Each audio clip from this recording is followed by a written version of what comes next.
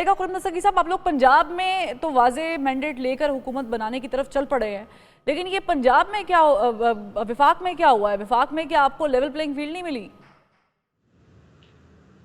नहीं, एक फैसला अवाम की तरफ से आया है और हम ये समझते हैं कि जो अब एक मखलूत हुकूमत बनने जा रही है पाकिस्तान पीपल्स पार्टी के साथ और कुछ दूसरे हमारे पार्टनर्स के साथ, तो इसका असल मकसद तो पाकिस्तान को सियासी इस्तेहकाम देना और फिर उसके बाद मुआशी इस्तेहकाम देना, जिसका तरफ आपने इशारा भी किया है कि हमें महंगाई को कम करना है। ये बिजली और गैस के जो बिल हैं उसका बहरान है, नया रोज़गार पैदा करने का बहुत बड़ा चैलेंज है। लेकिन उसके साथ ही ये और आपने अपनी जो इब्तदाई में ये बात की भी, मैं इसे सराहत से कह देता हूँ कि मुईशत भी अपनी जगह एक चैलेंज है, खारजा पॉलिसी भी एक चैलेंज है, लेकिन पाकिस्तान को इमरानी फाशिज्म से बचाना भी उतना ही अहम चैलेंज है। क्योंकि जिस तशद्दुद के रास्ते पे जो अब हम उसे सुन्नी इत्तेहाद काउंसिल कह सकते हैं या जो भी वो जमात है, वो चल पड़े हुए हैं और बार बार उसकी धमकियां देते हैं जो आपने सुनवाई भी हैं, तो पाकिस्तान तो इस किस्म के इंतशार और खलफशार का मुतहम्मिल नहीं हो सकता। तो हुकूमत बनाने का एक मकसद ये भी है कि पाकिस्तान की जो आईनी जमहूरियत है उसको अपनी जगह पर मजबूत किया जाए और उसके ज़रिए पाकिस्तान के मसाइल हल किए जाएं इंशाअल्लाह। लेकिन लेकिन मालूम है ऐसा होता है या महसूस ऐसा होता है कि जिस स्टेबिलिटी को कोई भी जो गवर्नमेंट आएगी उसने फोकस किया होगा, वो गवर्नमेंट खुद कितनी स्टेबल रहेगी? क्या वो इंस्टेबिलिटी का शिकार तो नहीं रहेगी? क्योंकि पाकिस्तान पीपल्स पार्टी ने आपको वोट देने की तो बात की है कौमी असम्बली के फ्लोर पे कि वज़ीर आज़म आपका होगा और हम आपके साथ हैं, लेकिन कोई भी ऐसा ओहदा नहीं लिया जिसमें आवाम के सामने जवाब देना पड़ जाए। जी, वो तो ज़ाहिर है, वो सिर्फ गलबा चाहते हैं, मलबा नहीं चाहते। लेकिन ज़िम्मेदारी बहरहाल मुस्लिम लीग नून इंशाअल्लाह उठाएगी और मुस्लिम लीग नून में एक लेकिन दस्तगीर सलाहियत साहब, मौजूद है। कल को उस बहरान में शिद्दत पैदा करने के लिए पाकिस्तान पीपल्स पार्टी भी तो अपना कदम आगे बढ़ा सकती है।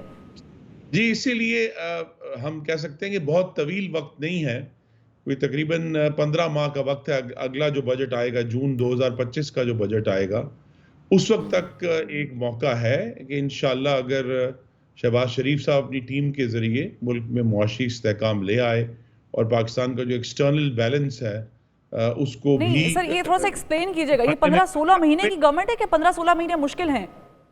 नहीं, 15-16 महीने मुश्किल हैं। ठीक। और जिस तरह हमारी तवक्को भी है, हमारी पूरी मेहनत भी होगी, कोशिश भी होगी कि हम इसको स्टेबलाइज़ करें। तो फिर आप देखेंगे कि अगर जून 25 तक ये मामला स्टेबलाइज़ हो गया, तो फिर पीपल्स पार्टी भी शामिल हो जाएगी हुकूमत में और वो भी दूसरी जमातें जो भी देख रही हैं हुकूमत के मामलात को, वो भी उसमें अपना हिस्सा लेंगे।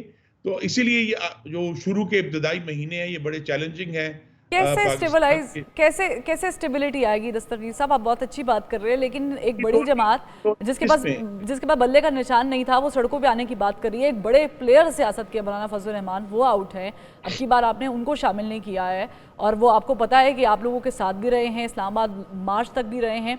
आप नहीं समझते कि ये इंस्टेबिलिटी के बहुत सारे इंडिकेशंस हैं?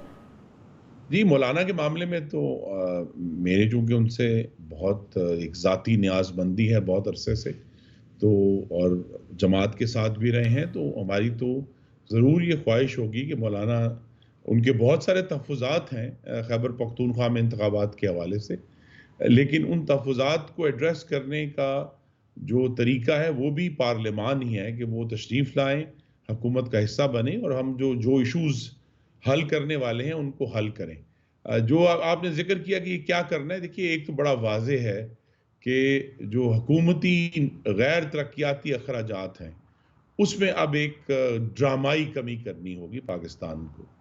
और इसी तरह जो टैक्स की बुनियाद है, जो बेस है, उसको भी अब बढ़ाना होगा और ये मुश्किल फ़ैसले हैं। इसी तरह जो पाकिस्तान के ख़ज़ाने पर बोझ है मामला जो हुकूमती इदारों का, उसको भी आहिस्ता-आहिस्ता हमें अपने आप को उससे आज़ाद करना है।